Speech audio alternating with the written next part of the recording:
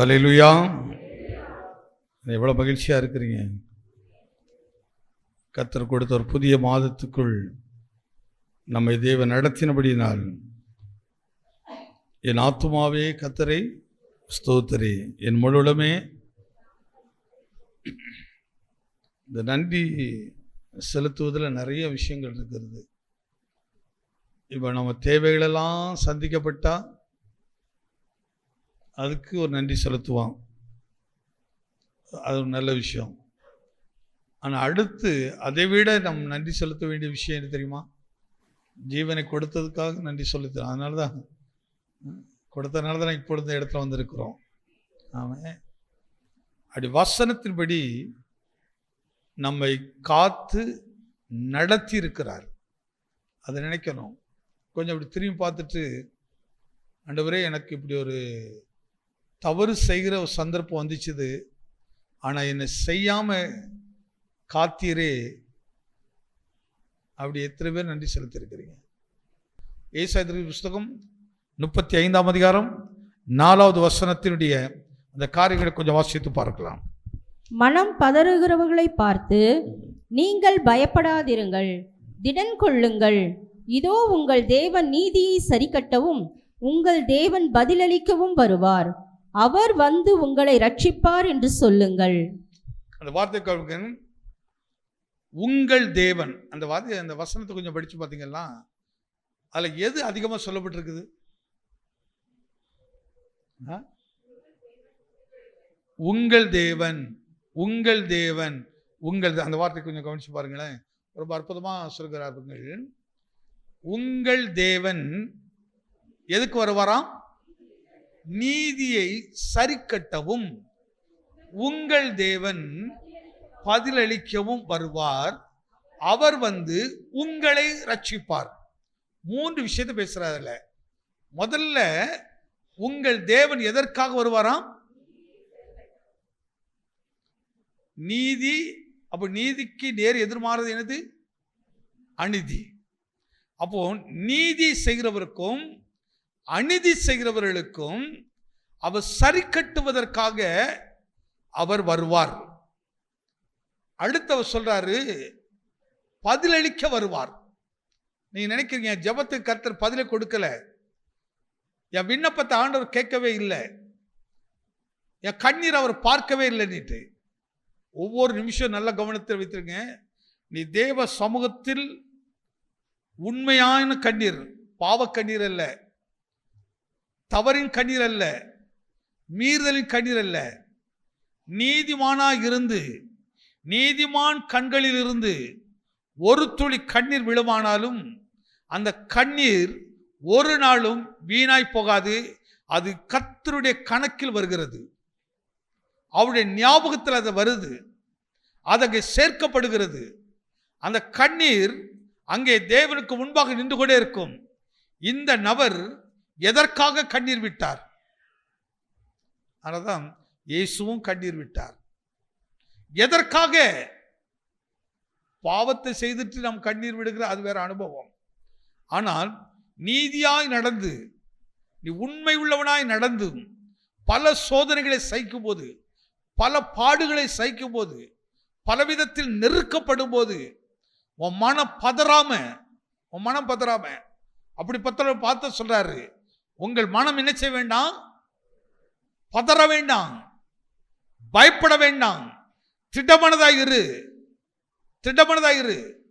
நீ பதற்றமடைந்து நீ வார்த்தை விட்டுறாத, பதற்றமடைந்து தவற செய்திருக்கும். இந்த பதற்றம் பயம்லாம் ஏன் மனுஷனுக்கு கிடைக்குது? அதிகம் வருது. நீ சொன்னா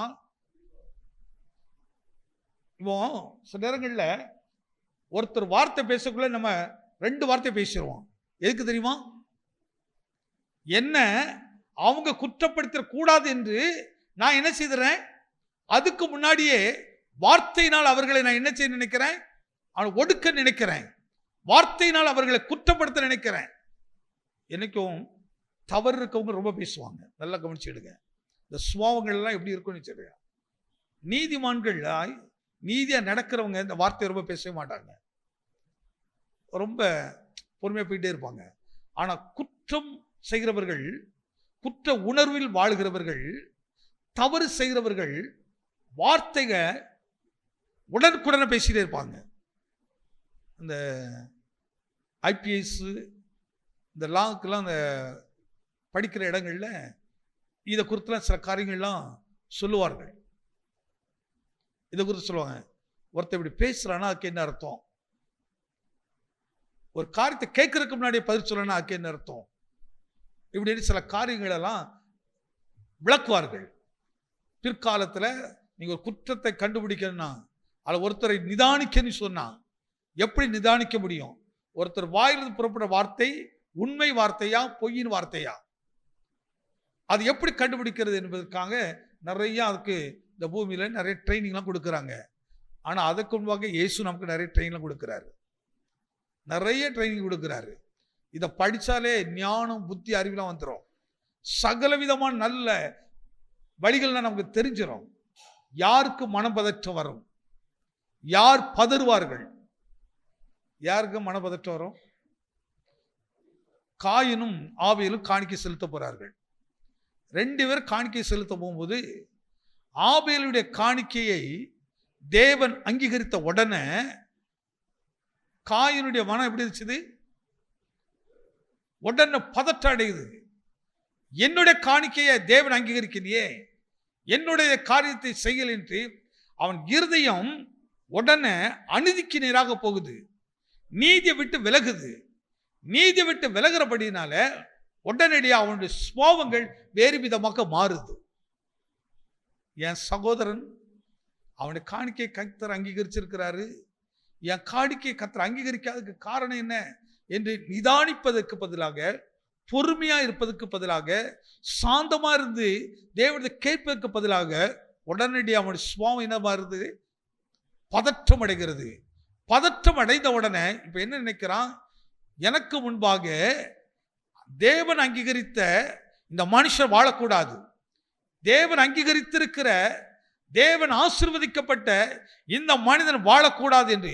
எப்போ ஒரு மனுஷன் பிசாசா மாறுகிறான் பாருங்கள், எப்போ ஒரு மனுஷன் பிசாசு சுபாவத்தை செய்கிறான் பாருங்க, பதற்றம் பயம் வரும்போது, என்னை விட கடவுள் இவனை உயர்த்தி விட்டாரே, என்னை விட இவனை கனப்படுத்தி விட்டாரே என்ற உணர்வுகள் உள்ளே வந்த உடனே அங்க 2 வழி இருக்குது அவனுக்கு.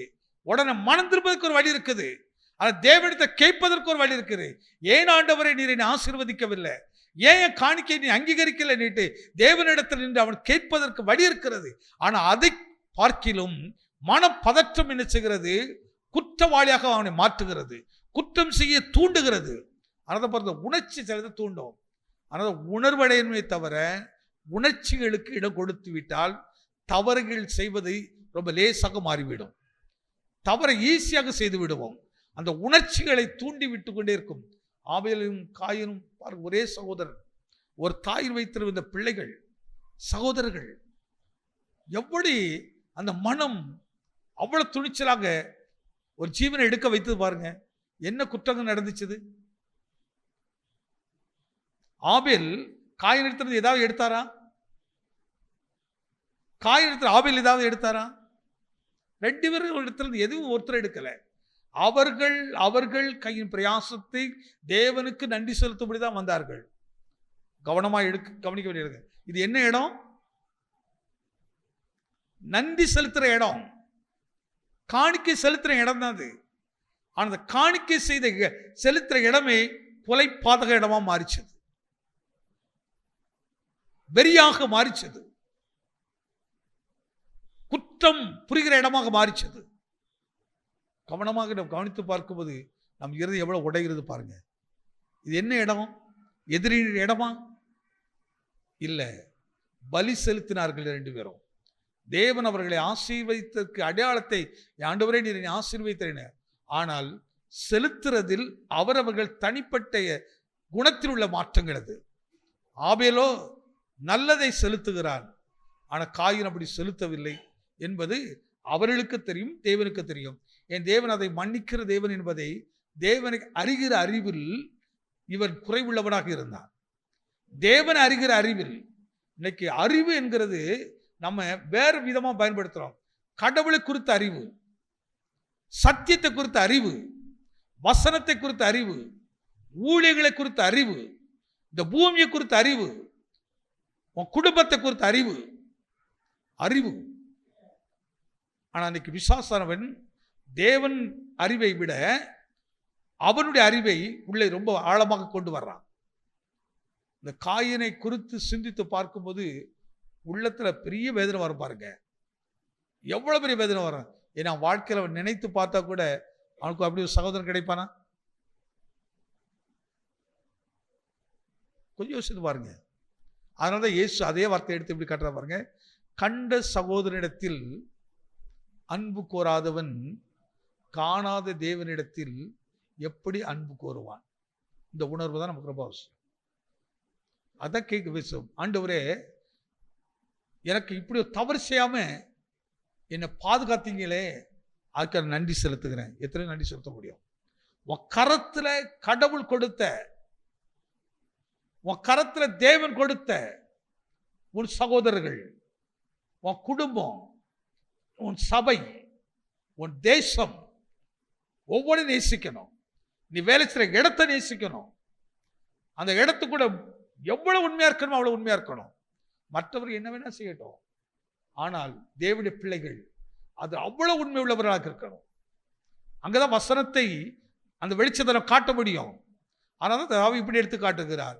கர்த்தருடைய வசனம் என் கால்களுக்கு தீபமும் என் பாதைக்கு வெளிச்சமுமா இருக்கிறது. கர்த்தருடைய வசனம். அப்போ வசனம் ஒருத்தருக்குள் இருக்குமானால் வசனத்தின்படி நாம் நடக்கிறோம் என்பதை எதனால் இந்த பூமிக்கு வெளிப்படுத்த முடியும்? நீங்க யாருக்கு அதை போதித்து காட்ட முடியும்? நான் வசனப்படி நடக்கிறேன், வசனப்படி நடக்கிறேன், கர்த்தர் எனக்குள்ள இருக்கிறார், கர்த்தருக்குள்ள இருக்க நீ சொல்லி காட்ட முடியாது. உன் இருதயத்தை காட்ட முடியாது. பாரு, ஆண்டவர் எனக்குள்ள இருக்கிற, ஆண்டவர் இருதயத்தை கிழிச்சு காட்ட சொல்லல. எப்படி காட்ட சொல்லுகிறார்? அதை ஆபேலையும் காயினை நினைச்சு பாருங்க. உங்க முன்னாடி 2 பேரை நிறுத்துறேன். அவங்க 2 பேருடைய குணத்தை கொஞ்சம் கவனித்து பாருங்கள். யார்?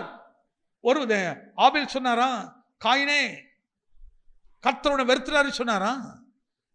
கர்த்தர் என்னோடு இருக்கிறார் உங்களோட இல்லைன்னு சொன்னாரா? ஒரு வார்த்தை சொல்ல. அந்த பகுதி எடுத்து கொஞ்சம் வாசித்து பாருங்க. ஆதியாகம புஸ்தகத்துல சில நாள் சென்ற பின்பு நிலத்தின் கனிகளை கர்த்தருக்கு காணிக்கையா கொண்டு வந்தான். ஆபேலோ தன் மந்தையின் தலையீற்றுகளை அவைகளிலும் கொழுமையானவைகளை என்ன செய்தாராம்? சிலவற்றை கொண்டு வந்தான். அந்த வார்த்தையை அதுல 3 காரியம் இருக்கு பாருங்க. அந்த ஆபேலை குறித்து சொல்லுங்க. ஆபேலும் முதல் பாருங்க, தன் மந்தையிலே தலையீற்றுகளையும் அவைகளிலும் கொழுமையானவைகளையும் அவைகளில் சிலவற்றை கொண்டு வந்தான். காணிக்கை ஒண்ணுதான். அந்த காணிக்கை எப்படி போகணும்? முதல் தலையீற்று. அந்த தலையீற்றிலையும் கொழுமையானவைகள், அவைகளிலும் சிலவற்றை. நீங்க தோட்டங்கள்ல விவசாய நிலம் பண்ணும்போது ஃபர்ஸ்ட் வருகிற கொலை எப்படி இருக்குன்னா, ரொம்ப பெருசாலாம் இருக்காது. ஒரு 5 ஷீப் வர்ற இடத்துல அது 3 கூட இருக்கும். சில இடங்கள்ல, சில இடத்துல 4 இருக்கும். ஆனா அதுக்கு பின் வர்றது நல்ல பெரிய பெரிய கொலைகளா இருக்கும். இப்போ தோட்டம் இருக்குது. இப்போ நான் முதல் தர ஆண்டவருக்கு கொடுக்கணும். நான் என்னையா செய்வேன்? முதல்ல இப்படிதான் வந்திருக்குது. முதல்ல வந்த வாழைத்தாரு இப்படிதான் வந்திருக்குது. முதல்ல போட்ட குட்டி இப்படிதான் இருக்குது. எங்கள் கிராமங்களில் இந்த கடவுள் கொடுக்கறதுல ஒரு பெரிய ரொம்ப ஆர்வம். எப்படின்னா, ஒரு கோழி ஒரு முட்டை போட்டுச்சுன்னா அது மொத்த முட்டை கூட யாருக்கு தான்? ஒரு மாடு முதல் கன்றுக்குட்டியை போட்டுச்சுன்னா, அதாவது அது குட்டியை வளர்ந்து பெருசாகி அது குட்டி போடும்போது அந்த குட்டி கூட யாருக்கு தான்? ஆடாக இருந்தாலும் சரி, மாடாக இருந்தாலும் சரி, எதுவாக இருந்தாலும், அதான் வீட்டில் உள்ள எல்லாத்துலேயுமே முதல் விளைகிறது எதுக்கு தான்? ஆண்டவருக்கு. ஆனால் அதில் நோய் பட்டுச்சுன்னா அதை யாரும் செலுத்த மாட்டார்கள். பெரும்போது செலுத்த மாட்டாங்க. எங்கள் வீட்டில் அப்படி செலுத்த இல்லை. ஒரு திருப்பி எங்கள் வீட்டில் ஒரு அருமையான ஒரு கன்றுக்குட்டி போடுறது எனக்கு ரொம்ப பிடிச்சிருச்சு. அது ரொம்ப பிடிச்சது. அப்போ எனக்கு அது சரியாக தெரியும். இப்படிலாம் கோயிலுக்கு கொடுப்பாங்க அப்படிங்கன்னா சின்ன வயது. அப்போ செப்டம்பர் மாதம் கன்வென்ஷன் நடக்கும். அன்னைக்கு தான் எல்லாம் அந்த காணிக்கையெல்லாம் செலுத்துகிற நாள். அப்போ கொண்டு எங்கள் அப்பா அது கொண்டுறாங்க. நான் ஏங்கி அழுகிறேன். என்னப்பா இதை கொடுக்குறீங்க, இதை கொடுக்குறீங்க, அங்கே ஏலத்தை வைப்பாங்க, யாரும் எடுத்துகிட்டு போயிடுவாங்க அப்படின்ட்டு. நான் அழுகிறத பார்த்துட்டு எங்கள் அப்பா வச்சுட்டு அதை இதை போட்டு 1000 ரூபாய்க்கு போகிறது 2000 ரூபாய்க்கு போகுது. எங்கள் அப்பாவுக்கு பையன் அழுகிறானு அப்படின்ட்டு என்ன செய்யறது, ஏன்னா அடுத்த ஆளுக்கு தெரிஞ்சு போச்சு இவர் எப்படியாவது எடுத்துருவார் அப்படின்ட்டு. அப்போ ஏலத்தை கூட்டு அப்படின்ட்டு ரொம்ப பிரியம். ஆனால் அப்புறம் வளர்ந்த பிறகு தான் எனக்கு தெரிஞ்சது இது நல்லது யாருக்கு, கர்த்தருக்குரியது, நல்ல கனி. முதல்னோட அதனால சொல்ல பாருங்கள், முதல் கனி தன் மந்தையின் தலையீற்றுகளிலும் அவைகளில் என்னது கொழுமையானவைகளும் சிலவற்றை அவைகளில் சிலவற்றை கொண்டு வந்தான். ஆனா ஆபேல் குறித்து எப்படி பேசுது, காயின் குறித்து எப்படி பேசுது? காயின் நிலத்தின் கனிகளையும் கர்த்தருக்கு காணிக்கையாக கொண்டு வந்தான். நிலத்தின் கனிகளை சிலவற்றை அதோட முடிச்சிருது. அப்போ அது செலுத்துறதுல கவனத்தை செலுத்தல. கர்த்தர்கிட்ட செலுத்துற என்னதை செலுத்தல, அவரு கவனத்தை செலுத்தல. அப்போ தலையீற்று பார்க்கிறாரு, அவைகளில் எது கொழுமை என்று பார்க்கிறாரு, அவைகளில் சிலவற்றை எடுத்துக்கொண்டு தேவன் செலுத்துகிறார். இப்போ கர்த்தருடைய பார்வையில இது அவருக்கு பிரியமா இருந்தபடினால் தேவன் அதை அங்கீகரித்தார். ஆனா காயினுடைய இதை அங்கீகரிக்காதனால இந்த அன்பான நல்ல சகோதரருக்குள் எப்படிப்பட்ட சுவாபம் வருது பாருங்க. உடனடியாக அவனுக்குள் ஒரு பதற்றம் வந்துருது.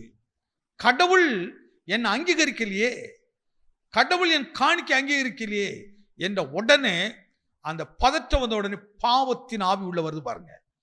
உடனே உள்ள அவனுக்கு கோபம் உண்டாகிறது, எரிச்சல் வருகிறது. எரிச்சல் வந்த பாருங்க, இவை எல்லாமே தீமின் ஆவிகள். கோபம் தூக்கி எங்க போடுங்க, நரக சமுத்திரத்தில் போட்டுருங்க. எரிச்சலை தூக்கி எங்க போடுங்க, சமுத்திரத்தில் போடுங்க. இவைகளெல்லாம் உள்ள வந்துருச்சு சொன்னா உங்களுக்குள்ள என்னத்தை உண்டாக்கும்னு சொன்னா கொலை பாதகத்தை உண்டாக்கிறோம். எப்படி மனம் வந்துன்னு தெரியல பாருங்க. அந்த பலி செலுத்துற இடம் பாவத்தின் இடமாக மாறிச்சது.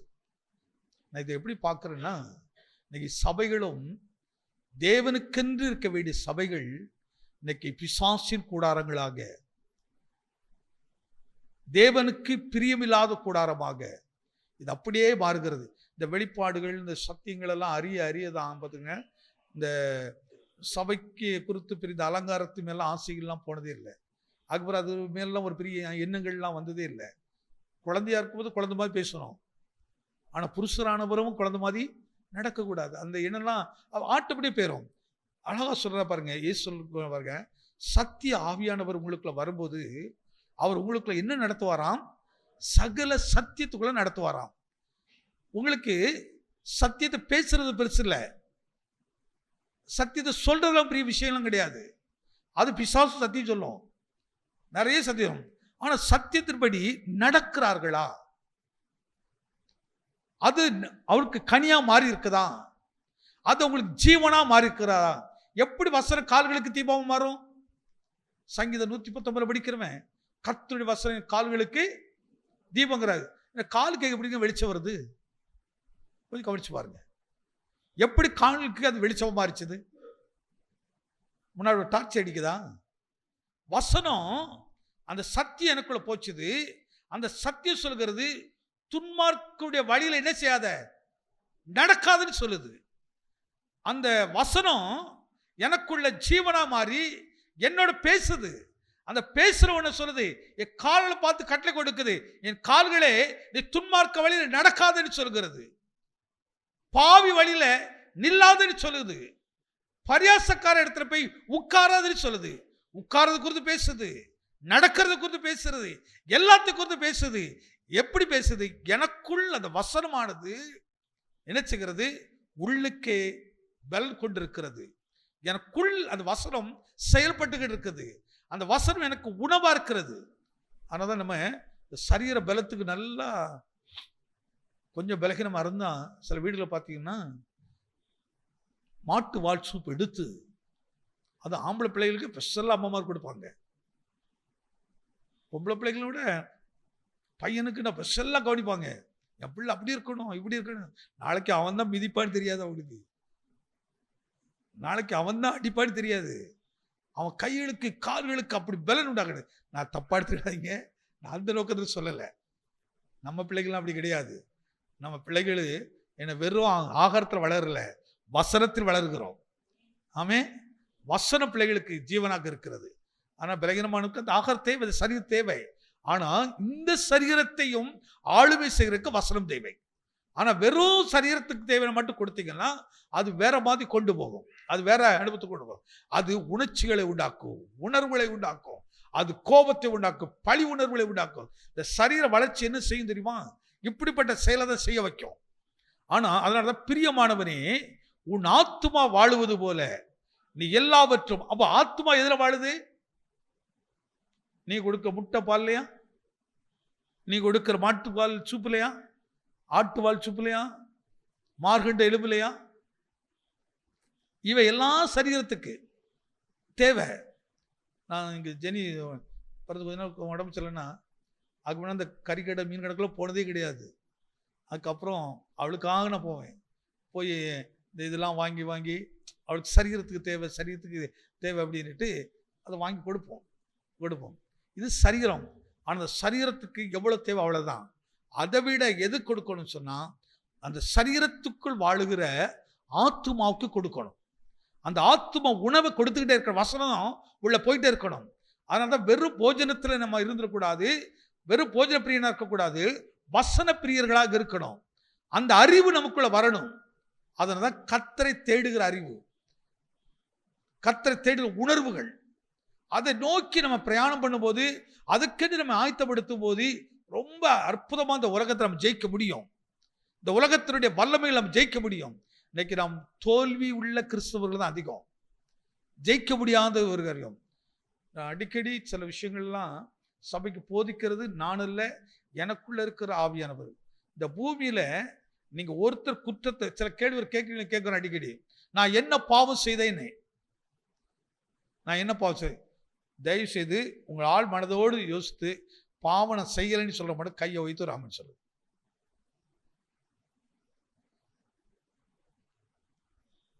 ஒருத்தர் கூட இல்லையா? என்ன சொல்ல, நான் செய்யலைங்க அப்படின்ட்டு ஒரு நபர். அப்போ நமக்கு நம்ம மனசை சொல்றது இல்லை, நம்ம மனசை சொல்றா இல்லையா? அப்போ எப்படி எந்த அடிப்படையில் நீங்க ஆண்டவர் இடத்துல போய் கேட்க வரீங்க? ஆண்டவரே நான் என்ன பாவம் செய்தேன், ஏன் எனக்கு இப்படி நடந்துச்சு, ஏன் இப்படி நடந்தது, எப்படி கேட்க முடியும்? பாவம் நம்ம வாழ்க்கையில அன்றாடம் சந்திக்கிற ஒரு காரியம்தான். ஆனால் அதை மன்னிக்கிற தேவன் நமக்கு உண்டுங்க. எப்போ மன்னிக்கிற தெரியுமா? கடவுள் நம்ம பாவத்தை மன்னிக்க நம்ம என்ன செய்யணும்?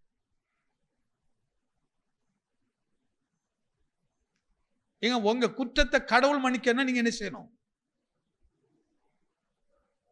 ஆண்டவரே குற்றத்தை மன்னி, பாவத்தை மன்னியும், ஆண்டவரே மன்னி கதறதுனால கர்த்தர் மன்னிக்க போறது இல்லை. நீங்க அழுகிறதுனால கர்த்தர் மன்னிக்க போறது இல்லை. நீங்க புலம்புறதுனால மன்னிக்க போறது இல்லை. என்ன செய்தாலும் மன்னிக்க போறது இல்லை. நீங்க புனித தலங்களுக்கு ஓடினாலும் மன்னிக்கப்பட போறது இல்லை. எங்கெங்க ஓடினாலும் மன்னிக்கப்பட போறது இல்லை. இயேசு சொல்லி கொடுத்துட்டு போனாரு, அழகா சொல்லிட்டு போனாரு. எப்படி சொன்னாரு? இப்பமா விளங்கி இருக்குமே.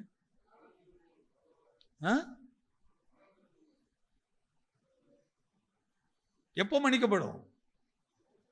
நீங்கள் ஒருவர் குற்றத்தை ஒருவர் மன்னிக்கும் போது, ஒருவர் குற்றத்தை ஒருவர் மன்னிக்கும் போது. வாழ்க்கையில நான் மறப்பனா இனிமே இப்படிதானே இருக்குது. நான் செத்தா கூட என் கட்டை வந்து என்ன செய்யக்கூடாது, அப்புறம் கட்டை பார்த்தானே பார்க்கல, பார்த்த தெரிய போதா, ஏதா புரோஜனம் உண்டு அதனால. ஆனா வார்த்தை பாருங்க, என்னமோ செத்த பிறகு நீங்கள் பார்க்கவங்களா நீங்கள் பார்த்துட்டே இருப்பாங்க. அப்போ எழுதே தெரியுது அந்த ஆவியை என்ன செய்துட்டு இருக்குது, பழிவாங்க அப்படியும் துடிச்சிட்டு இருக்குது, பழிவாங்க துடிச்சிட்டே இருக்குது. நீ பார்க்க வந்தவன் கை காலம் உடைச்சிடணும் மாதிரி இருக்குது. எவ்வளோ அசுத்த ஜீவியம், எவ்வளோ துன்மார்க்க ஜீவியத்தில் இருந்துட்டு நம்ம என்ன செய்கிறோம், ஆண்டவரே நான் என்ன பாவம் செய்தேன் இந்த வார்த்தையை பயன்படுத்துகிறோம். இல்லை, இந்த ஆலயத்துக்குள்ள வரும்போது நம்ம விருப்பத்துக்காக இல்லை, ஆண்டவரே நீர் சொல்றதை செய்ய நான் ஆயத்தமா இருக்கிறேன், நீர் விரும்புகிறதை செய்ய நான் ஆயத்தமா இருக்கிறேன். அந்த காரியத்தை கொஞ்சம் கவனித்து நீங்க பாருங்க. விடுதலைக்கு கர்த்தர் எப்படிப்பட்ட சத்தியங்களை வச்சிருக்கிறாரு, மீட்புக்கு எப்படிப்பட்ட சத்தியங்கள்லாம் வைத்திருக்கிறாரு, மன்னிப்புக்கு எப்படிப்பட்ட சத்தியங்கள்லாம் வைத்திருக்கிறாரு. இதான் வெளிச்சம், இதான் வெளிச்சம். இது யார் செய்ய முடியும் சொன்னா, மனம் பதறாதபடி, பயப்படாதபடி, கர்த்தருடைய வார்த்தை மேல் திடமனதை வைக்கிறவர்கள். அதான் அப்படி சொல்கிறார், திடமனது என்று சொல்லுங்க. பயப்படாதீர்கள், திடன் கொள்ளுங்கள். நீ கர்த்தர் உங்களை எப்படி திடப்படுத்துறாருன்னா, நீங்க மனம் பதற வேண்டாம். இது மாறுமா, இந்த சூழலை மாறுமா, கர்த்தர் சொல்கிறாரு மாறுன்னு சொல்றாரு. எத்தனை நம்புறீங்க?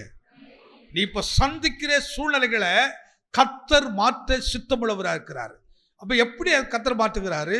அதனால்தான் மத்தேயுல படிக்கும் போது முதல்ல நம்முடைய குற்றங்கள் மன்னிக்கப்படணும், மன்னிக்கப்படணும். அப்போ மன்னிக்கப்படணும்னா முதல்ல நாம் செய்ய வேண்டியது என்ன? உன் கண்ணுக்கு உறுத்திக்கிட்டு இருக்கிற சில குற்றம் இருக்கு பாருங்க, உன் மனத்தில் உறுத்திக்கிட்டு இருக்க சில குற்றங்கள் இருக்கு பாருங்க. சிலக்கு மனதிலலாம் எப்படி தோணும் தெரியுமா, ஐயா அவன் நல்லா இப்படிதான் நீங்க பார்த்துட்டு இருக்கீங்க. நீங்க உங்க கண்ணு முன்னாடி அப்படிப்பட்ட கொண்டு வருவது பிசாசு, அப்படிப்பட்ட நினைவில் கொண்டு வருவது பிசாசு. சபை கர்த்தருடையது, கர்த்தர் உண்டாக்கினது. இது பழைய ஏற்பாடு சபை இல்லை, புதிய ஏற்பாடு சபை. பழைய ஏற்பாடு சபையில் என்னெல்லாம் இருக்கும்? பொன், வெள்ளி, வெங்கலம், ஆடம்பரங்கள் எல்லாம் பொன் தகடினாலே செய்யப்பட்டிருக்கிறோம். ஒருத்தருக்கு ஆனந்த் ஒரு எரிசந்த ஒரு வினான்னு சொன்னான். முதல்ல நம்ம சர்ச்சுக்கு வந்தா, இது பேர் சர்ச்சா, இது பேர் என்னது? ஏன்னா அவனுக்கு எது சர்ச்சா தெரியும்னா, அவன் கேத்தலிக் சர்ச் போயிருப்பான். அங்கே போனால் நிறைய சிலைகள் இருக்கும், அங்கே பெரிய டேபிள் இருக்கும், அலங்கரங்கமான இதெல்லாம் இருக்கும். அப்போ அதை பார்த்து அப்படியே பழகுனதுனால அவனுக்கு எப்படி தெரிஞ்சுன்னா, இது என்னடா ஒன்றுமே இல்லை, அப்படி பார்த்து 2 வசனம் எழுதி போட்டிருக்குது. அப்போ அவன் 10 ரூபாய் கூட எழுதியிருக்கான்னு நினைக்கிறேன்.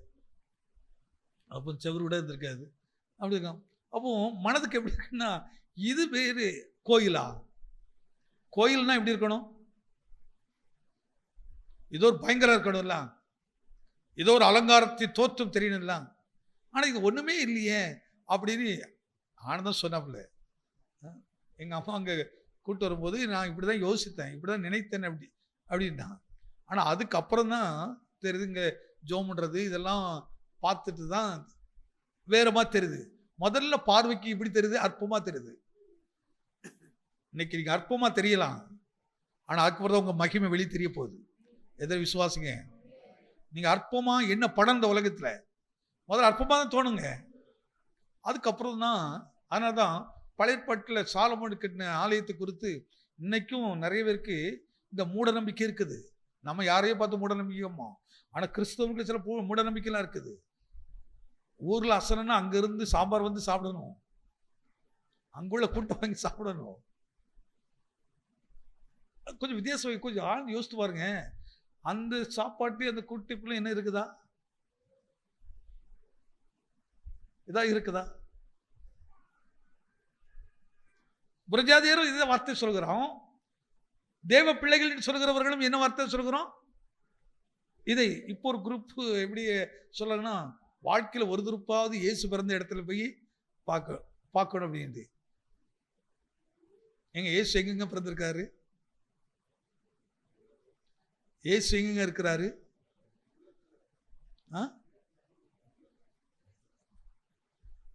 மூட அனுபவத்துக்குள்ள எப்படி இந்த உலக ஆவி நம்ம கொண்டு போய் பாருங்க, உலக ஆலோசனைகள் எப்படி கொண்டு பாருங்க, உலக உபதேசங்கள் எப்படி கொண்டு பாருங்க.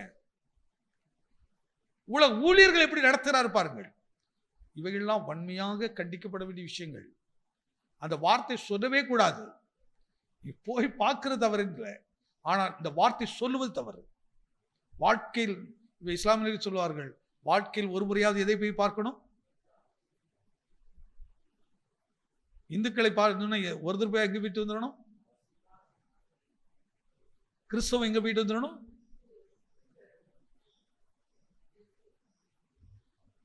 பெந்தேகோ சர்வத்தில் இருக்கவங்க இங்க போகணும்.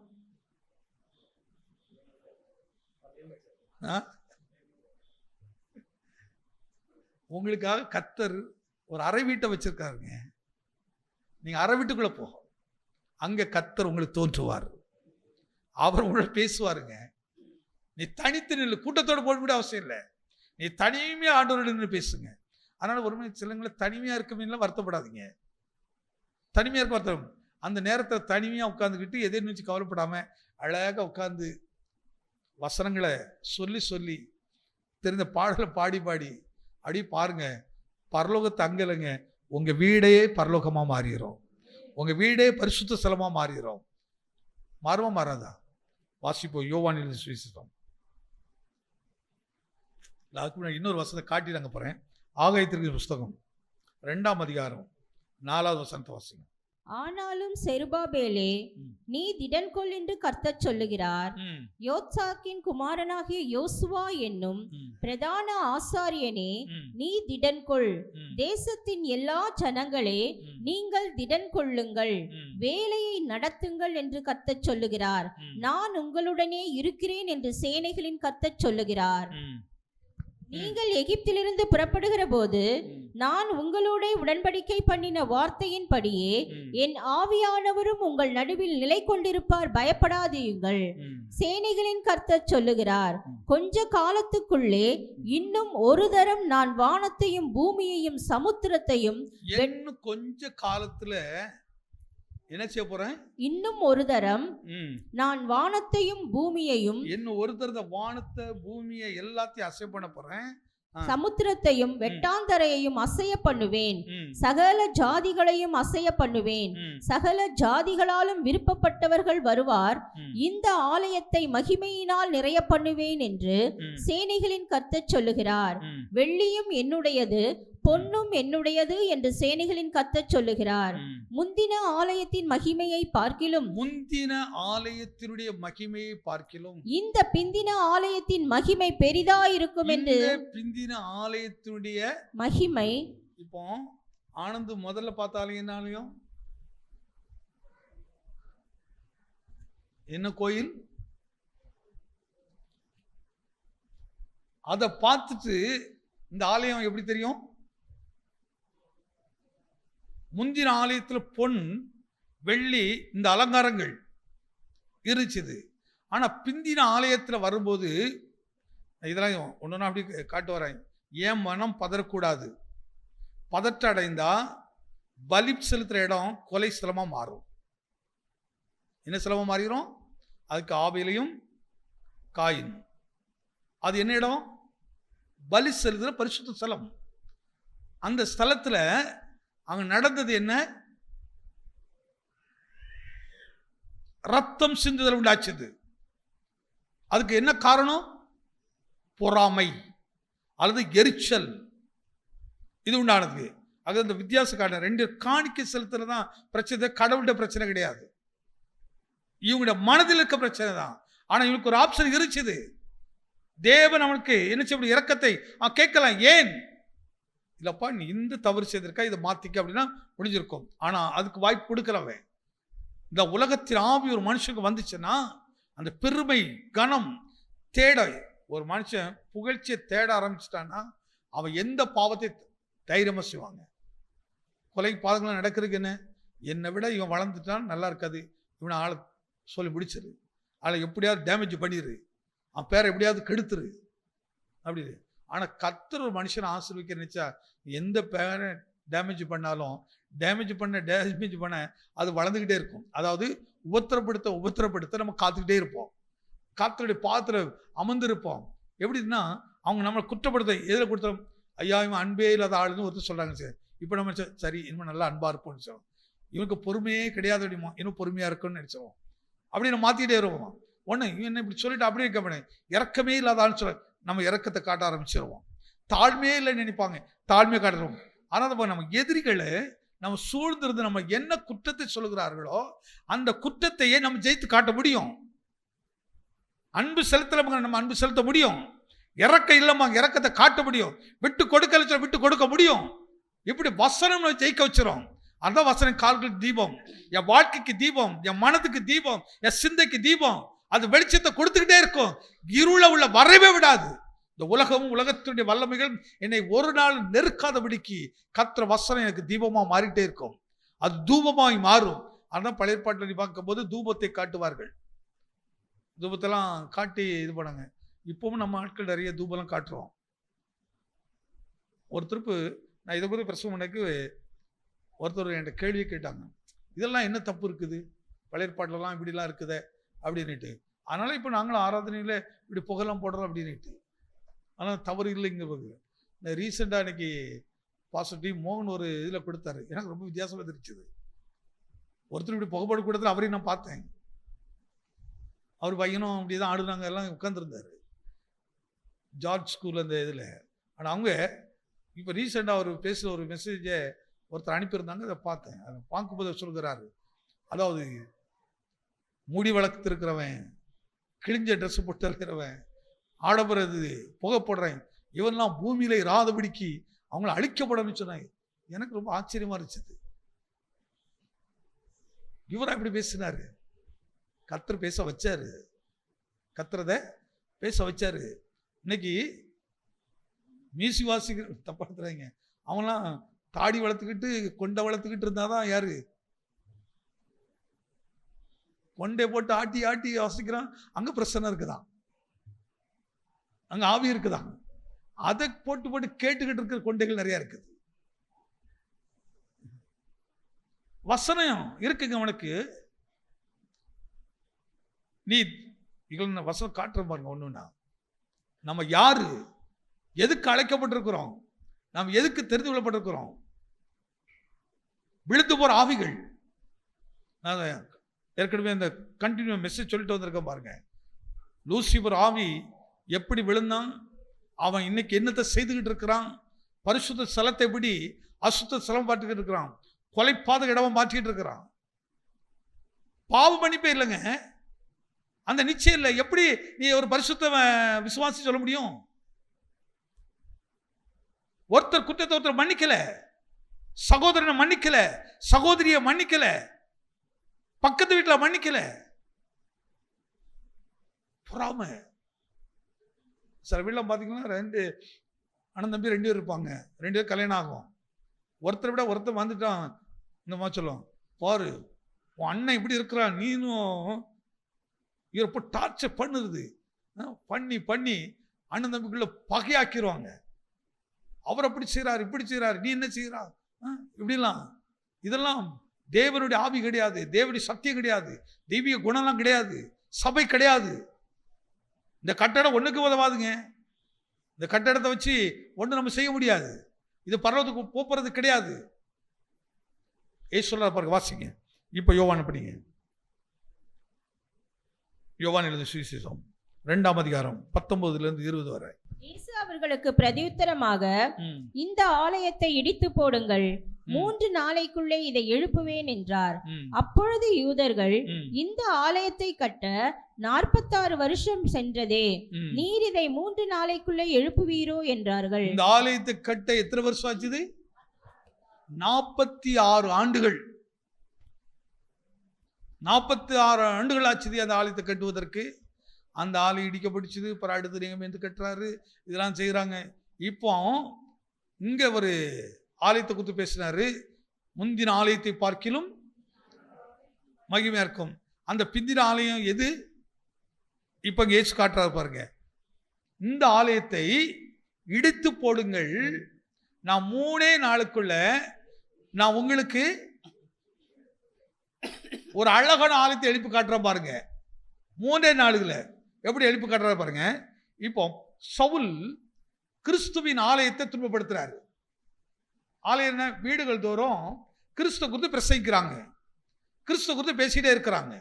ஆனா இந்த முந்தின ஆலயமாகிய அந்த பிரமாணத்தின் கோட்பாடுகளை தனக்குள் சொந்தமாக்கி அதுதான் சரியென்று பின்பற்றி அதன்படி வைராக்கியம் நின்று ஒரு கூட்டமாக எழுப்பி வருகிறார்கள். பிந்தின ஆலயமாகிய கிறிஸ்துவின் சபையை துன்பப்படுத்த வேண்டும் என்று எழுப்பி புறப்பட்டு வருகிறார். அவரை ஒரு நாள் தேவன் சந்திக்கிறார். எப்படி சந்திக்கிறார் பாருங்க. ஒரு மகிமையான வெளிச்சம் கண்ணில் பட்டுச்சது, கண் குருடாய் போச்சுது. உடனே விழுகிறான், பக்கத்துல தூக்கி நிற்கிறான். கர்த்தர் பேசுறாரு, சவுலே சவுலே நீ முள்ளில் உதிப்பது கடினமா? உடனே கேட்கிறாரு, நான் யாரை உதைச்சேன்? இந்த முள்ள உதைச்சேன்? நீ இந்த பிள்ளைகளெல்லாம் என்ன காயப்படுத்துற மாதிரி என்னை காயப்படுத்துகிறார். நீ யாருன்னு கேட்ட கர்த்தர் அவர் பேசுறாரு. ஆண்டவர் பேசுவாருங்க. அதை வாசிங்க. நீ துன்பப்படுத்துகிற இயேசு நானே, முள்ளில் உதைக்கிறது உனக்கு கடினமா என்றார்.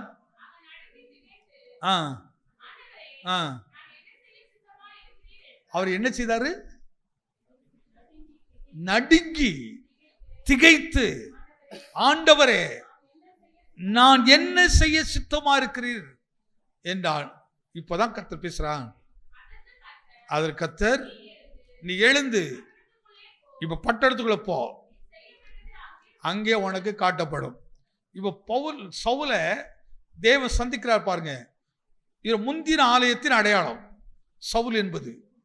ஆனால் அவருக்கு பேரை மாத்துறாரு, சவுலை பிறகு பவுலாக மாத்துறாரு. அப்போ சவுல் முந்தின ஆலயத்தினுடைய வல்லமைக்கு அடையாளம், முந்தின ஆலயத்தின் பெருமைக்கு அடையாளம், முந்தின ஆலயத்தினுடைய ஆணவத்தினுடைய அடையாளம். அதனால தான் கிறிஸ்துவ பற்றி பேசின உடனே எரிச்சல் உள்ளவனாகி, கோபம் உள்ளவனாகி, எங்கெல்லாம் கிறிஸ்துவை பற்றி பேசுகிறார்களோ அப்போ என்ன செய்யறார்கள்? அங்கே வீடுகளில் உட்கார்ந்து இயேசு குறித்து பேசுறாங்க, அப்படி உயிர்த்தெழுதலை குறித்து பேசுறாங்க, அப்படி மரணத்தை குறித்து பேசுறாங்க, ரத்தத்தை குறித்து பேசுகிறார்கள். வீடுகள் தோறும் அப்பப்பித்துக் கொண்டு இருக்கிறார்கள். இவன் கேள்விப்பட்டவன் அந்த வீடுகளில் போய் இம்மானியெல்லாம் உடனே பிடிச்சி இழுத்து வர்றது, கொண்டு ஜெயிலில் போட்டு துன்பப்படுத்துறது, ஆனந்தியா பிடிச்சு துன்பப்படுத்துறது, அருள்ராஜையா பிடித்து கொண்டு துன்பப்படுத்துறது, இப்படி வேலை செய்கிறார். கர்த்தர் உன சந்திச்சார். அவரை சந்திச்சு பழைய ஆலயத்தை உடைக்கிறார் பாருங்க, உடைக்கிறாரு. அவன் எத்தனை நாள் கண் தெரியாம இருந்துச்சு? 3 நாள். அங்க என்ன சொன்னாரு? 3 நாளைக்குள்ளே நான் இன்னொரு சபை கட்டி காட்டுறேன் பாருங்க, உருவாக்கி காட்டுற பாருங்கன்னு சொன்னாரு. 3 நாளைக்கு முன்வரை பழையற்பாடு சபை, அவன் பழையற்பாடு சபையா இருந்தவரை 3 நாட்குள்ள அவர் வேறமா பேசுறாரு. வாசிங்க.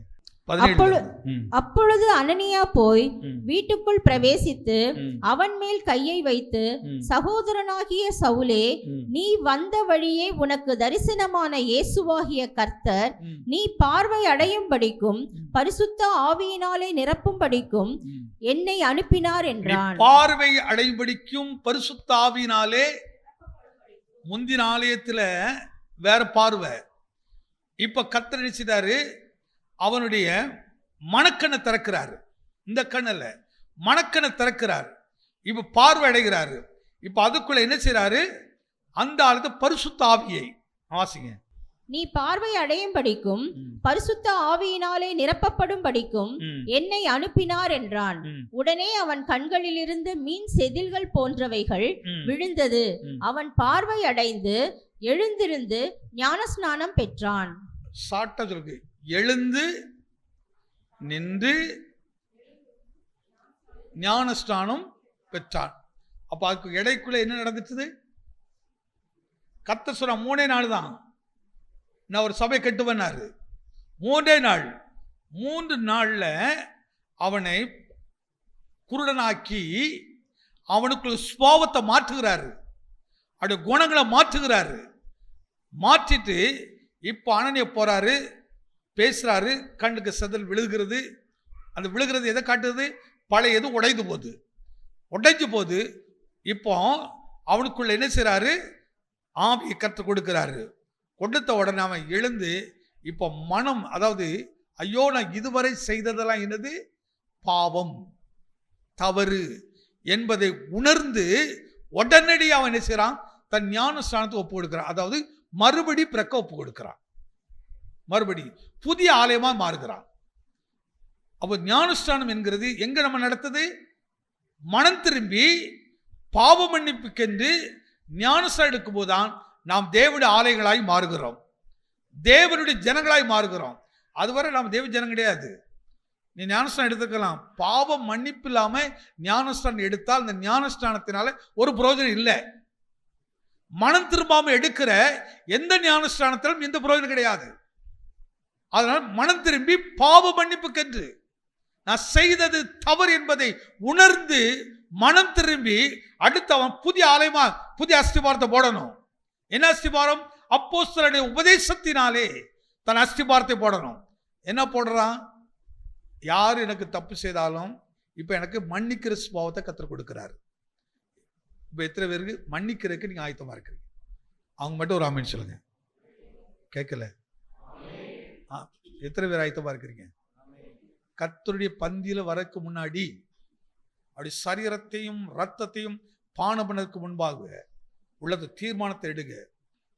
குற்றம் அவர்கள் செய்து அவர்களால் இங்கே பாதிக்கப்பட்டிருந்தாலும், உங்களால் யாராவது பாதிக்கப்பட்டிருந்தாலும், அது தேவனுக்கு முன்பாக ஆண்டவரே அதை மன்னிக்க நான் ஆயத்தமா இருக்கிறேன் ஐயா. ஒருவர் குற்றத்தை ஒருவர் என்ன செய்ய, அதை தான் அந்த பரமண்டல ஜெபத்தை சொல்றோம். நம்ம எல்லா பிரேயர் முடிஞ்ச உடனே பரமண்டலின் பிதாவே உம்முடைய நாமம் பரிசுத்தப்படுவதாக, உம்முடைய ராஜ்யம் வருவதாக, உம்முடைய சித்தம் பரமண்டலம் செய்யப்படுவது போல பூமியில் செய்யப்படுவதாக, அன்று உள்ள ஆகாரத்தை என்று எங்கள் விரோதமாய் குற்றம் செய்கிறவர்களுக்கு எங்கள் குற்றங்களை சொல்லியாச்சு, என் ஆத்துமாவை கர்த்தரை சொல்லியாச்சு, முடிச்சாச்சு, போயிட்டே இருக்கிறோம். ஆனால் அதில் ஒரு வார்த்தையாவது நமக்குள்ள இருக்குதா? அதில் ஒரு வசனமாவது நமக்குள்ள இருக்குதா? மனம் திரும்புங்கள், பரலோக ராஜ்யம் சமீபமாக இருக்கிறது. இன்றைக்கு ஒரு உணர்வடைதலோடு கர்த்தருடைய பந்திகள் நம்ம சேருவோம்.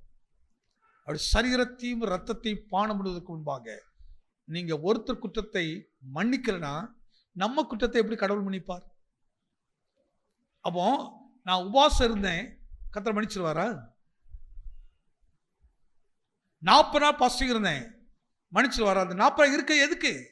என் சுயத்தை உடைக்க தானே, சுய கௌரவத்தை மாற்றுவதற்கு தானே, எல்லாம் மாற்றி தேவனுக்கு முன்னாடி போய் நிற்கிறதுக்கு தானே, தேவனுக்கு முன்பாக நிற்கிறதுக்கு தானே. எஸ்தரை கொஞ்சம் கவனித்து பாருங்கள். நெருக்கடி வருது, பதற்றம் நிறைந்திருக்கிறது, முழு யூதர்களுக்கு ஒரு பெரிய அழிவு வருகிறது. மொர்தெகாய் சொல்லுகிறார், எஸ்தருக்கு செய்தி அனுப்புறாரு, இப்படி வந்திருக்கு. ஆனால் அங்கேருந்து ஒரு செய்தி வருகிறது, ராஜா அழைக்காமல் நான் என்ன செய்ய முடியாது, போக முடியாது அப்படி என்று செய்தி வருது.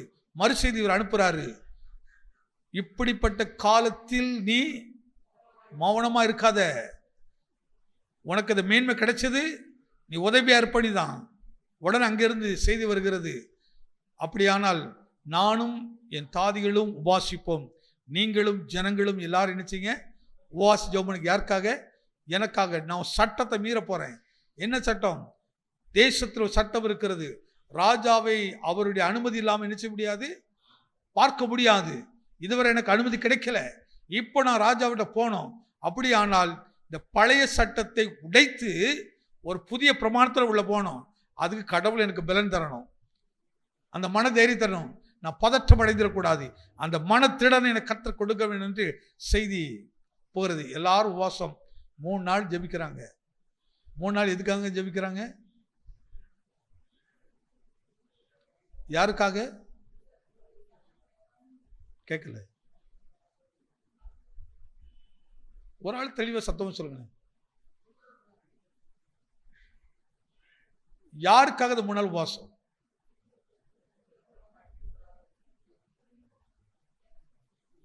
எஸ்தர் சொன்ன செய்தி என்ன? நான் ராஜாவிடத்துக்கு போகப்படி எனக்காக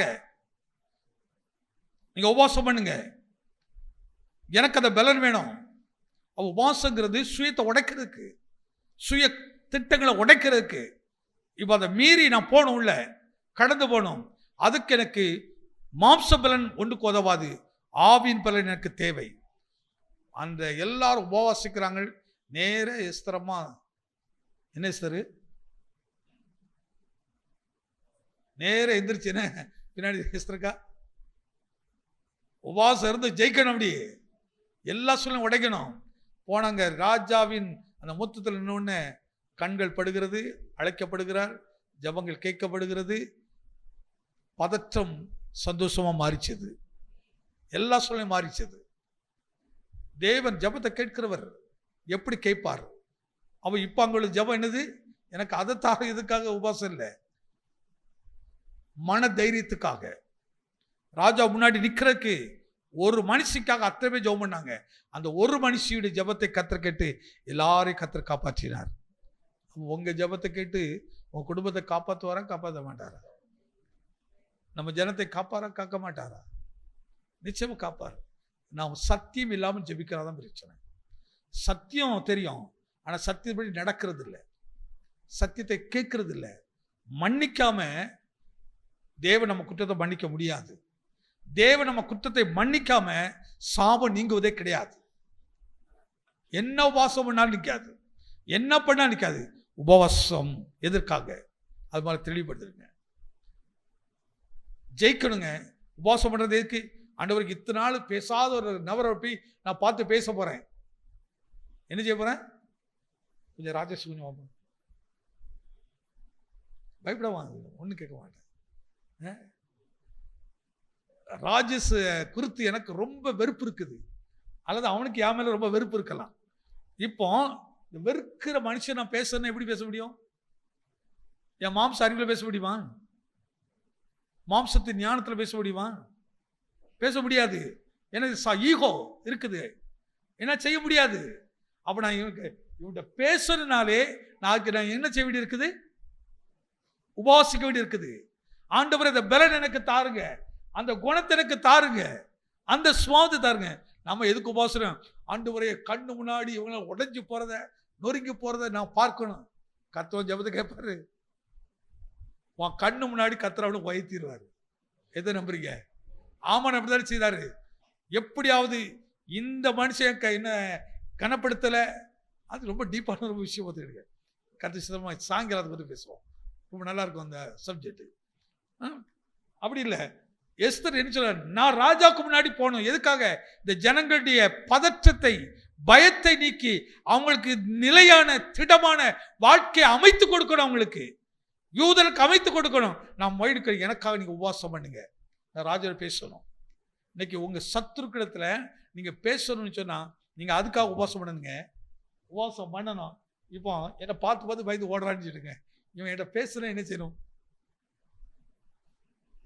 ராஜேஷ் என்ன பண்ணுவார்?